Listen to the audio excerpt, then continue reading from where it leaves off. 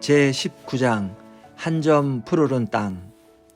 세인트 헬렌스 산이 분화하자 뜨거운 열기에 토양은 녹아버리고 두터운 재를 외투처럼 뒤집어 쓴 바위만 남았다.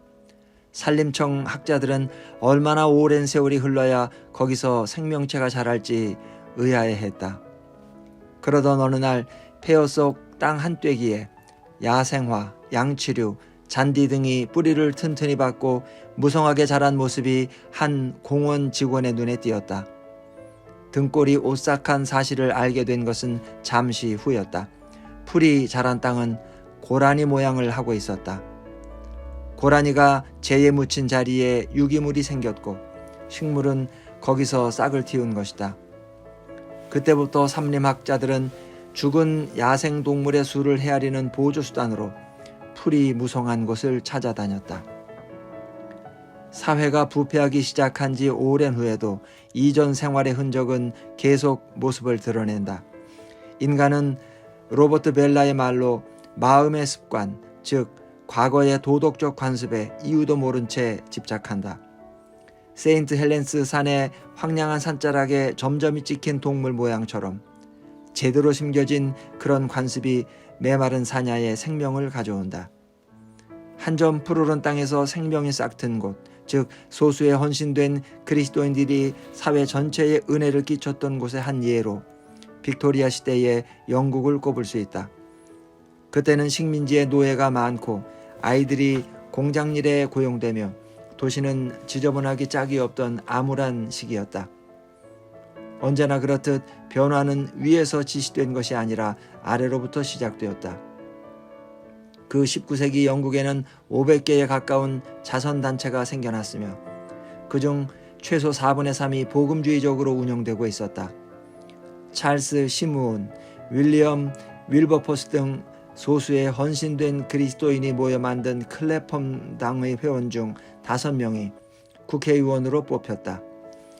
윌버포스가 재임 중 노예제도 폐지에 주력한 반면 다른 사람들은 채무자의 수감 문제에 매달려 죄수 14,000명을 출소시키는 결실을 보기도 했다. 아동노동, 공적 부도덕, 음주 등에 반대하며 교육 확산, 영세민 주택 문제, 장애원 지원 등의 운동을 주도한 이들도 있다. 그 시기에 윌리엄 부스는 아내가 성경 공부를 인도하는 동안 런던 동부 빈민가를 걷곤 했다. 건물 5채 가운데 하나 꼴인 술집에서 남자들은 온종일 집안 생계비를 술로 탕진하며 빈둥거리고 있었다. 아이들도 올라서서 술을 주문할 수 있도록 카운터에 계단을 만들어 놓은 술집도 많았다. 이런 상황에 놀란 윌리엄 부스는 1865년 기독교 선교관을 열어 사회에서 무시당하는 밑바닥 인생 거두기에 나섰고 바로 그 비전에서 구세군이 나왔다. 구세군이 자선단체일 뿐 아니라 지역 교회이기도 하다는 사실을 모르는 이들이 많다. 그럼에도 불구하고 구세군보다 재정 후원금이 많이 들어오는 자선단체는 없다. 효율성 조사만 하면 구세군이 1등으로 나온다. 가난한 자를 먹이고 집 없는 자를 재우며 중독자를 치유하는 사역은 물론 재난 현장에 가장 먼저 도착하는 것도 구세군이다. 운동은 계속 성장하여 현재 은혜의 병력 수는 100만 명에 달하고 복무국가도 100여 개국에 이른다. 윌리엄 부스의 한 덩이 누룩이 전 세계의 각 사회에 퍼진 것이다. 윌리엄 부스나 클래펌당이 주도한 개혁은 마침내 공공정책이 되기에 이르렀다. 정직과 근면과 순결과 자선으로 통하는 빅토리아 시대의 정신은 온 사회에 퍼져나갔고 영국은 주변 다른 국가들이 겪은 유혈 사태를 면할 수 있었다. 유럽과 미국은 지금도 기독교 신앙의 도덕적 자산인 넘치는 은혜에 의존하고 있다. 여론조사에 따르면 미국인 대다수가 미래에 불안을 느끼고 있다. 갤럽 조사 결과 미국의 도덕이 무너지고 있다고 답한 사람이 83%나 됐다. 기독교적 합의가 무너지고 사회의 신앙이 사라진 결과는 무엇일까? 생각할 필요도 없다. 금색이야말로 그 질문에 대한 답의 생생한 사례가 아닌가. 러시아를 생각해보라.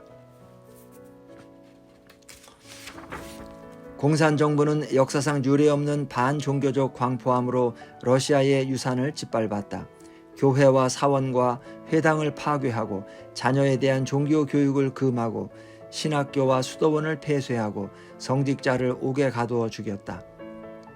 그러나 공산국가의 종말은 만인이 아는 바다. 수천만 명의 목숨이 희생되고 사회적 도덕적 혼돈을 겪고 나서야 러시아 국민은 잠에서 깨어났다. 언제나 그렇듯 예술가들이 먼저 입을 열었다. 알렉산더 솔제니치는 말했다. 반세기도 더 전에 어렸을 때 듣던 말이 기억납니다. 많은 노인들은 러시아에 닥친 재난들을 이렇게 풀이하곤 했습니다. 인간이 하나님을 잊어버려 이런 일이 터진 것이다. 그 이후 러시아 혁명사 연구에 좋게 50년을 바치면서 수없이 많은 책을 읽고 개인 증언도 무수히 모으고 혁명이 남긴 파편을 추스려보려 나름대로 쓴 책도 8권이 됩니다. 그러나 지금 우리 국민을 600만 명이나 삼켜버린 몰락혁명의 근본 원인을 한마디로 말해보라 한다면 이 말을 반복하는 것보다 더 정확한 표현을 찾을 수 없습니다. 인간이 하나님을 잊어버려 이런 일이 터진 것이다. 솔제니친이 이 말을 한 것은 1983년, 아직도 소련이 초강국이고 그는 온갖 공격에 시달릴 때였다. 그러나 1991년에 내가 러시아에 가서 직접 들었듯이 채 10년도 안 되어 러시아 지도층은 솔제니친이 옳았다며 그의 말을 인용하고 있었다. 나는 러시아에서 은혜에 굶주린 국민을 보았다. 경제는 물론 사실상 전 사회가 바닥을 모르고 곤두박질치고 있었고 사람들은 저마다 남을 탓하기에 바빴다. 개혁가는 공산주의를 비난하고 골수 공산주의자는 미국을 비난하고 외국인은 러시아의 열악한 노동윤리와 마피아를 비난했다. 그러면 또 이쪽에서는 되받아서 비난하기가 예사였다. 러시아의 보통 사람들은 고개를 푹 숙이고 말을 잊은 채 눈빛이 허공을 맴도는 것이 꼭 매맞은 어린아이 같았다. 이제 누구를 믿어야 하나? 매맞은 어린아이가 질서와 사랑을 믿기 어렵듯 이들 역시 우주를 뜻대로 주관하시며 자신을 뜨겁게 사랑하시는 하나님을 믿는데 어려움을 겪고 있었다. 은혜가 좀처럼 믿어지지 않는 것이다. 그러나 러시아의 비은혜의 사슬을 끊을 것이 은혜 말고 무엇이 있겠는가? 러시아를 떠날 때 나는 앞으로 바뀌어야 할 많은 것들에 대해 현기증과 동시에 강한 희망을 느꼈다. 맨살만 남은 황폐한 도덕의 땅에서 사체의 모양을 따라 자라나며 황무지를 쓰다듬는 한 점 푸르른 땅, 즉 생명의 싹을 본 것이다. 지금은 예배의 자유를 누리고 있는 러시아의 보통 사람들한테 들은 이야기다. 그들은 대부분 할머니한테 신앙을 배웠다. 교회를 말살하던 정부도 할머니들은 무시했다. 노파들이 마루나 쓸고 촛불이나 팔며 전통에 매달리다 죽게 내버려 두자고 생각한 것이다. 그러나 아이들의 요람을 흔든 것은 바로 주름살 투성이인 할머니의 손이었다. 지금 교회에 다니는 젊은이들 중에는 할머니가 잠자리에서 들려주던 찬송과 이야기를 통해 하나님을 처음 배웠다고 말하는 이들이 많다. 모스크바 기자들이 울던 그 모임을 나는 영영 잊지 못할 것이다. 기자가 우는 것은 처음 봤다. 국제 감옥선교회 대표 론 니클이 감옥 지하교회 이야기를 할 때였다. 70년간 감옥은 진리의 터전, 즉 하나님의 이름을 안심하고 말할 수 있는 유일한 장소였다. 솔제니친 같은 사람들이 하나님을 발견한 곳은 교회가 아니라 감옥이었다. 론 니클은 내게 내무부 장관을 지낸 한 장군 이야기를 해주었다. 나이든 신도들한테 성경 이야기를 들은 장군은 성경에 호감은 가졌으나 믿음의 대상이 아니라 박물관 소장품 정도로 알았다. 그러나 최근의 사건을 계기로 다시 생각하게 됐다. 1991년 말 보리스 옐친은 중앙과 지방의 공산당 사무실 일체 폐쇄를 명했다. 철거 감독은 내무부 소관이었다.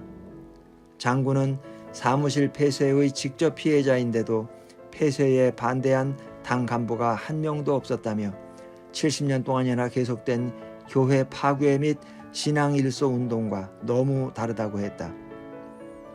이념은 사라졌지만 그리스도인 신앙은 살아남았다. 지금 교회는 무섭게 재기하고 있다. 이런 모습은 처음이다 라고 그는 말했다. 1983년 부활절 아침에는 예수전도단 일행이 겁 없이 붉은 광장에 러시아어로 그리스도는 살아나셨다 하고 적힌 현수막을 걸어 올렸다. 나이든 러시아인 몇 명이 무릎을 꿇고 울었다. 곧 군인들이 찬송을 부르는 불순 세력을 둘러싸 현수막을 찢고 감옥으로 끌고 갔다. 그 시민 불복 행위가 있은 지 10년도 안 된 어느 부활주일, 사람들이 붉은 광장에 가득 모여 전통을 따라 인사를 주고받았다. 그리스도는 살아나셨습니다. 그분은 정말 살아나셨습니다. 모스크바에서 시카고로 돌아오는 장거리 비행은 러시아에서 목격한 사실을 깊이 묵상할 수 있는 좋은 기회가 되었다. 거기서 나는 마치 이상한 나라의 앨리스가 된 기분이었다. 러시아 정부는 돈이 궁하다 하면서도 공산당 정권에 의해 파괴되거나 손상된 교회당 복구 지원비로 수십억 루블을 책정하고 있었다. 우리는 소련 국회 및 KGB와 같이 기도했다. 그리고 러시아 정부 청사 안에서 성경을 파는 것도 보았다. 프라우다지 편집지는 우리에게 신문 일면에 실릴 종교 칼럼을 청탁했고, 교육 관계자들은 10계명에 근거한 교육과정 작성을 의뢰해왔다. 하나님이 움직이고 계시다는 강한 인상을 받았다. 영적인 의미가 아니라 글자 그대로 하나님이 짐을 싸서 이사하고 계시다는 뜻이다. 서유럽은 하나님의 별 관심이 없고 미국은 하나님을 변두리로 밀어내고 있다. 어쩌면 하나님 나라의 미래는 한국, 중국, 아프리카, 러시아 같은 곳에 속한 것일지 모른다. 하나님 나라는 왕의 뜻에 따르는 신민이 있는 곳에 꽃피게 되어 있다. 오늘 미국의 실상은 과연 그런가? 하나님의 이사를 예견하며 나는 미국인으로서 슬픔을 느낀다. 그러나 동시에 나의 궁극적 충성이 미국이 아니라 하나님 나라에 있음을 어느 때보다 분명히 깨닫는다. 예수님의 제자들은 사랑하는 예루살렘이 전소되는 모습을 보았다. 로마나 스페인이나 이디오피아로 이주하면서 그들은 분명 눈물로 뒤돌아보았을 것이다. 하나님의 도성에서 그리스도인의 이중 시민권을 설명한 어거스틴도 로마의 함락을 겪었고, 죽음의 침상에서 자기 고향 북아프리카 히포가 화염에 휩싸이는 것을 지켜보았다. 얼마 전 젊었을 때 중국에서 사역한 노령의 선교사와 대화한 일이 있다. 그는 공산주의 점령과 함께 추방당한 6,000명 선교사 중 하나였다. 러시아와 마찬가지로 중국 공산주의도 교회 잔멸에 열을 올렸다. 당시만 해도 중국 교회는 아직 선교운동의 작은 열매에 지나지 않았다. 정부는 가정교회를 금하고 부모가 자녀에게 종교를 가르치는 것을 불법화했으며 목사와 성경교사를 옥에 가두어 고문했다. 추방당한 선교사들은 속수무책으로 가슴만 치고 있었다. 중국 교회는 그들 없이 어떻게 될까? 선교사가 이끌던 신학교와 성경대학, 문서와 교육과정, 성경 인쇄 능력이 없어도 교회가 살아남을 수 있을까? 40년 동안 선교사들은 중국의 상황에 대해 좋고 나쁜 소문을 많이 들었다. 그러나 1980년대에 들어 다시 중국의 문이 열릴 때까지는 아무도 확실히 알 수 없었다. 지금은 저명한 중국 전문가가 된 노령의 선교사에게 지난 40년간 달라진 것이 무엇인지 물어보았다. 내가 중국을 떠날 때 그리스도인 수는 적게 잡아 75만 명쯤 됐지요. 지금은요? 여러 수치가 많이 나와 있습니다만은 3,500만 명으로 보면 안전할 겁니다. 분명 교회와 성령은 선교사 없이도 잘 해냈다. 현재 중국 교회는 미국에 이어 세계에서 두 번째로 큰 복음주의 단체다. 어느 중국 전문가에 따르면 중국의 부흥은 교회 역사상 수적으로 가장 큰 부흥이라 한다. 묘한 일이지만 정부의 억압이 오히려 교회에 유리하게 작용한 것이다. 권력 구조로부터 완전히 차단된 중국 그리스도인들은 교회 본연의 사명인 예배와 전도에 힘썼을 뿐 정치 문제에는 별로 관여하지 않았다. 법을 바꾸는 일이 아니라 삶을 바꾸는 일에 집중한 것이다. 러시아에서 돌아오면서 나는 미국 국회의사당과 대법원 건물의 대리석 및 화강암 벽 안에서 일어날 일은 별로 걱정되지 않았고, 미국 전역에 흩어진 교회의 나무 벽 안에서 일어날 일이 더 걱정되었다. 미국의 영성 회복은 위에서 내려오지 않을 것이다. 그런 일은 분명 풀뿌리에서 시작하여 위로 올라갈 것이다. 솔직히 인정하거니와 미국에 돌아와 보니 러시아와 세계가 미국의 그리스도인들로부터 은혜를 배울 수 있다는 희망의 근거는 별로 없었다. 렌달 테리는 국영 라디오 방송을 통해 수많은 농부의 농토와 가옥과 가축을 앗아간 중서부 홍수가 미국이 반낙태 운동을 지지하지 않은 데 대한 하나님의 심판이라고 외치고 있었다. 이듬해인 1992년 대선은 분열이 극에 달했다. 종교 우익이 사상 처음 전국 규모로 세력 행사에 나선 것이다. 그리스도인들의 관심이 은혜보다 권력에 있는 것 같았다. 1992년 대선 직후 나는 린든 존슨 대통령의 손녀이자 상원 의원 척 랍과 린다 랍의 딸인 루신다 랍과 함께 패널에 참가한 적이 있다. 그 가족은 올리버노스를 욕하는 살벌한 데모를 겪은 직후였다. 우익 그리스도인들은 거기서 랍 일가를 감시했다. 루신다는 내게 말했다. 나는 우리가 그리스도인인 줄 알았어요. 우린 빌리그레암 설교를 자주 들으며 자랐고 교회 활동도 항상 열심히 했어요. 우린 진짜 신자예요. 그런데도 데모하는 사람들은 우리를 지옥에서 온 악마라도 되는 것처럼 대했어요. 함께 참가했던 패널 주제는 문화전쟁이었다. 자유주의 민주당 쪽으로 기우는 사람들이 다수 모였고 강경파 유대교가 덜어 있었다. 나는 명목상 복음주의 그리스도인으로 그 자리에 뽑혔다. 답변을 준비하려 복음서를 훑어보며 재차 확인한 것은 예수님이 얼마나 비정치적이었나 하는 점이었다. 포사이스의 말처럼 복음서가 가장 깊게 또 자주 언급한 문제는 이 세상의 사회 문제가 아니라 영생과 오는 세상의 사회윤리다. 오늘날 대선 후보가 발표될 때마다 그리스도인들은 어떤 후보가 백악관에 들어갈 하나님의 사람인지를 놓고 입씨름을 벌인다. 예수님 당시로 돌아가 생각해 봐도 예수님이 티베리우스와 옥타비우스와 줄리어스 시저를 놓고 누가 제국을 이끌 하나님의 사람인지 고심하는 모습은 상상이 안 된다. 나는 발언할 차례가 되자 내가 따르는 1세기의 팔레스타인 유대인 그분도 문화전쟁에 가담하셨다고 말했다. 그분은 경직된 기성종교와 이교 제국에 맞서셨다. 평소 껄끄럽던 두 세력도 그분을 제거할 음모에는 뜻이 맞았다. 그분의 반응은 어땠나? 그분은 싸우지 않고 대신 적들을 위해 목숨을 내주며 그 선물이 자기 사랑의 증거라고 하셨다. 죽기 전 그분은 마지막으로 이같이 말씀하셨다. 아버지여, 저희의 죄를 사하여 주옵소서. 자기의 하는 것을 알지 못함이니이다. 패널이 끝나자 이름만 대면 알만한 어느 텔레비전 명사가 나를 찾아와 말했다. 할 말이 있습니다. 당신의 말이 제 심장을 찔렀습니다. 저는 당신을 싫어할 준비가 되어 있었습니다. 본래 우익 그리스도인들을 싫어하는 데다 당신도 그들 중 하나라 생각했던 겁니다. 제가 그 사람들한테서 받는 우편물은 아마 상상도 못할 겁니다. 저는 예수를 따르지 않습니다. 저는 유대교인입니다.